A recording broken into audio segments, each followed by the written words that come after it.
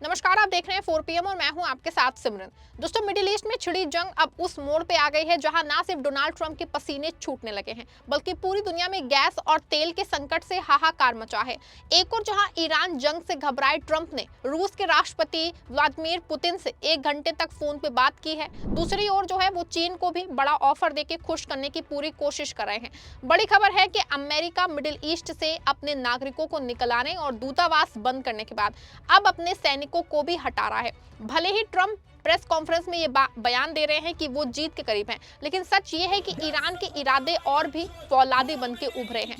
आखिर ट्रंप ने क्यों अचानक पुतिन को फोन घुमाया है और 1 घंटे तक उनके बीच क्या बातचीत हुई है? क्यों ट्रंप ने चीन को इतना बड़ा ऑफर दिया है? सब कुछ आपको अपनी इस रिपोर्ट में अच्छे से बताने वाली हूँ। साथ ही इस पे भी चर्चा करने वाले हैं कि ये बातें कहां से और किस तरीके से सामने आई हैं। दोस्तों, ईरान अमेरिका जंग 11वें दिन में प्रवेश कर गई है। अमेरिकी राष्ट्रपति ट्रंप का दावा है कि वो जीत के बिल्कुल करीब है, लेकिन दूसरी ओर उन्हीं के विदेश सचिव ये बता रहे हैं कि अभी तो जंग की शुरुआत हुई है। ऐसे में ये दो तरह के बयान ना सिर्फ पूरी दुनिया में चर्चा का विषय बने हैं, बल्कि एक बात पूरी तरीके से इस पे सवाल खड़े कर रहे हैं कि क्या अमेरिकी राष्ट्रपति ट्रंप ईरान में अपनी सफलता को बढ़ा चढ़ा के बता रहे हैं। अभी हाल ही में अमेरिकी राष्ट्रपति ट्रंप ने मिनाब शहर के स्कूल पे बम गिराए जाने के मामले में बयान दिया था कि वो बम जो है खुद ईरान ने गिराया था, लेकिन ईरान ने जो सीसीटीवी फुटेज जारी किए हैं उससे ये बात पूरी तरीके से साफ हो गई है कि बम अमेरिका की ओर से ही गिराया गया था। ऐसे में ना सिर्फ अमेरिकी राष्ट्रपति रंगे हाथ झूठ बोलते पकड़े गए हैं, बल्कि यूएन की जांच के बाद अमेरिका पे केस भी दर्ज हो सकता है। कहा तो जा रहा है कि अमेरिकी राष्ट्रपति खुद को सही बताने के लिए अक्सर बयानों को बदल देते हैं, लेकिन सच ये है कि ईरान जंग में ट्रंप बुरी तरीके से फंसे हुए हैं। इसकी पहली नजीर है कि मजबूर होकर ट्रंप को ईरान के दो खास समर्थकों रूस और चीन को बड़ा ऑफर देना पड़ रहा है। यहाँ आपको बता दें कि ईरान जंग शुरू होने के बाद कच्चे तेल और गैस की कीमतों में भयंकर उछाल आया है। मिडिल ईस्ट के देशों की हालत लगातार खराब होती जा रही है और यहाँ के तेल गैस पर निर्भर रहने वाले एशिया और यूरोप के देशों की स्थिति भी बहुत नाजुक है, क्योंकि होर्मुज जल जमरूमध्य से तेल और अन्य सामानों के जहाज नहीं निकल पा रहे हैं। जंग के पहले दिन से ही ट्रंप लगातार ये ऐलान कर रहे हैं कि होर्मुज को बंद नहीं होने दिया जाएगा। आप सबके भरोसे से हमने हमेशा मजबूत और सच्ची पत्रकारिता की है। चैनल को आप सबने सब्सक्राइब तो कर ही रखा है, हमारे चैनल को ज्वाइन भी कीजिए। हमारे चैनल के मेन पेज पे जाइए, जहां सब्सक्राइब लिखा होता है ठीक उसी के बगल में आपको ज्वाइन का विकल्प दिखेगा। ज्वाइन बटन पे क्लिक करके पेमेंट प्रोसेस पूरा होते ही आप हमारे सफर का मजबूत हिस्सा बन जाएंगे। जबकि सच्चाई है कि वहां से जहाज पास ही नहीं हो पा रहे हैं। इसका सबसे बड़ा सबूत है कि खुद ट्रंप ने ईरान को चेतावनी दी है कि वो होर्मुज के जहाजों को ना रोके, वरना वो 20 गुना तेज हमला करेंगे और ईरान के उन संसाधनों को बर्बाद कर देंगे जिन्हें दोबारा बनाने में ईरान को कई साल लग जाएंगे, जिससे कि बिजली और पानी समेत कई बड़ी व्यवस्थाएं जो हैं शामिल हैं। ट्रंप ने अपने ट्रुथ सोशल पे लिखा है, अगर ईरान ऐसा कुछ भी करता है जिससे होर्मुज में तेल की आवाजाही रुके, तो अमेरिका उस पे अब तक हुए हमलों में से 20 गुना ज्यादा तेजी से हमला करेगा। अमेरिका उन ठिकानों को भी खत्म कर देगा जिन्हें तबाह करना आसान है और ईरान के लिए एक देश के रूप में दोबारा खड़ा होना नामुमकिन हो जाएगा। उन पे मौत, आग और कहर बरसेगा। मैं उम्मीद करता हूं कि ऐसा ना हो। ये अमेरिका की ओर से चीन और उन सभी देशों के लिए एक उपहार है जो होर्मुज का खूब इस्तेमाल करते हैं। उम्मीद है कि इस कदम की सराहना की जाएगी। ट्रंप ने साफ लिखा है कि ये चीन और एशिया के देशों के लिए उपहार है। आपको बता दूं दोस्तों कि चीन जंग के आगाज से अब तक ईरान के समर्थन में खड़ा रहा है।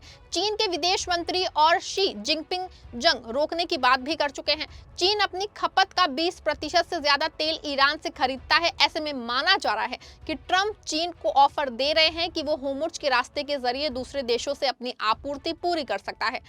एक ओर जहां ट्रंप चीन को ऑफर दे रहे हैं, वहीं दूसरी ओर वो रूस के राष्ट्रपति पुतिन को भी फुसलाने में लग गए हैं, क्योंकि पूरी दुनिया के सामने अब सबसे बड़ा विकल्प रूस का तेल ही है। हालांकि पुतिन ने ये बात साफ कर दी है कि वो किसी को सस्ता तेल नहीं देंगे, बल्कि यूरोप को तेल देंगे ही नहीं। इससे ना सिर्फ यूरोप के देशों में हड़कंप मच गया है, बल्कि ईरान को जिस तरीके से पुतिन सपोर्ट कर रहे हैं उसके लिए खुद ट्रंप को पुतिन के पास फोन करना पड़ा है। रॉयटर्स की एक खबर के मुताबिक क्रेमलिन के विदेश नीति सलाहकार यूरी उशाकोव ने बताया है कि रूसी राष्ट्रपति पुतिन और अमेरिकी राष्ट्रपति ट्रंप के बीच सोमवार को फोन कॉल पे बातचीत हुई। इस दौरान ईरान युद्ध के अलावा यूक्रेन संघर्ष पे भी चर्चा की गई। उशाकोव ने बताया है कि पुतिन और ट्रंप ने दिसंबर के बाद अपनी पहली बातचीत में 1 घंटे तक बात की। उन्होंने दावा किया है कि ये चर्चा की पहल वॉशिंगटन की ओर से की गई थी। उन्होंने पूरी चर्चा को बहुत अहम बताया है और कहा है कि संभवतः इसका फायदा दोनों देशों को आगे मिलेगा। पुतिन ने जंग खत्म करने का प्लान भी बताया। सलाहकार उशाकोव के अनुसार जो है वो बातचीत के दौरान पुतिन ने ईरान के साथ चल रहे विवादों को जल्द से जल्द राजनीतिक और कूटनीतिक तरीके से खत्म करने के मकसद से कई विचार रखे, जिसमें खाड़ी देशों के नेताओं और ईरान के राष्ट्रपति के साथ हुए संपर्क भी शामिल हैं। उन्होंने कहा कि ट्रंप ने भी अमेरिका इजराइल ऑपरेशन के घटनाक्रमों पर अपना आंकलन पेश किया। दोनों के बीच विचारों का एक बहुत ही अहम और उपयोगी आदान प्रदान हुआ।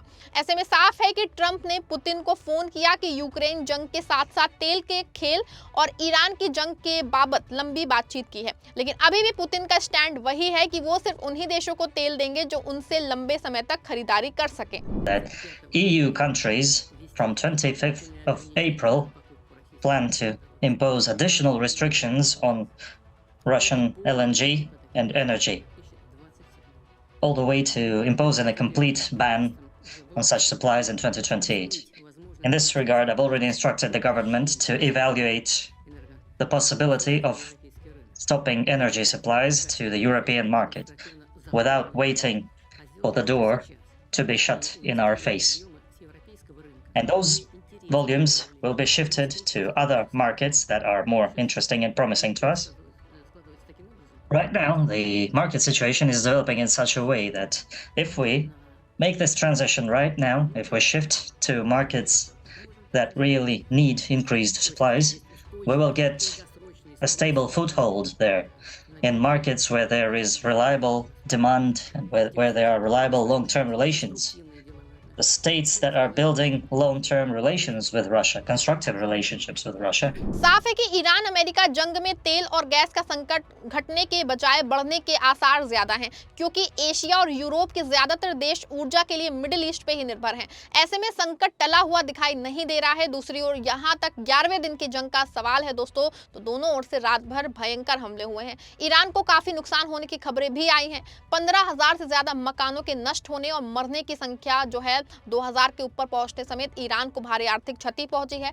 लेकिन इसके बावजूद ईरान के हौसले फौलादी हैं और वो अमेरिका को उसी की भाषा में जवाब देना दिख रहा है। सोशल मीडिया पे ऐसे कई वीडियो भी वायरल हैं जिसमें अमेरिकी सेना वापस जाती दिख रही है। तमाम लोग दावा कर रहे हैं कि ये ईरान की जीत है और अमेरिका अपने दूतावास हटाने और नागरिकों को वापस बुलाने के बाद अब सैनिकों को भी हटा रहा है। दावा किया जा रहा है कि अमेरिका अब सिर्फ हवाई हमलों पे ही अपना ध्यान केंद्रित करेगा।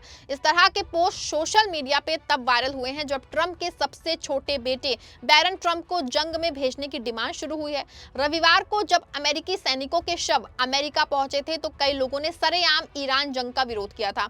ऐसे में ये बात पूरी तरीके से साफ है कि एक और ट्रंप ईरान के दो समर्थकों रूस और चीन को बातचीत और ऑफर के जरिए मैनेज करने में लगे हैं। वहीं सेना और उनके बेटे बैरन ट्रंप को लेकर उठाए गए सवालों के बाद वो बैकफुट पे हैं। एशिया और यूरोप में तेल गैस का संकट गहरा गया है और महंगाई ने रफ्तार पकड़ ली है। ट्रंप भले ही होर्मुज को खोलने के लिए जो है ईरान पे 20 गुना तेज हमले की बात कर रहे हैं, लेकिन होर्मुज का रास्ता ईरान इतनी आसानी से खोलने वाला नहीं है, क्योंकि ईरान लगातार 10 साल तक लड़ने का दावा कर रहा है। आपको क्या लगता है? क्या ट्रंप सिर्फ इसी वजह से रूस और चीन को प्रपोजल दे रहे हैं क्योंकि वो ईरान जंग में फंस गए हैं? क्या सच में ईरान ने अमेरिकी सेना इतनी उसमें दहशत है कि उसे मिडिल ईस्ट छोड़ के जाना पड़ रहा है? क्या ईरान को धमकी देके ट्रंप होर्मुज खुलवाने में कामयाब हो पाएंगे? आप जो भी सोचते हैं कमेंट में अपनी राय दीजिएगा। इस वीडियो को लाइक और शेयर करिएगा।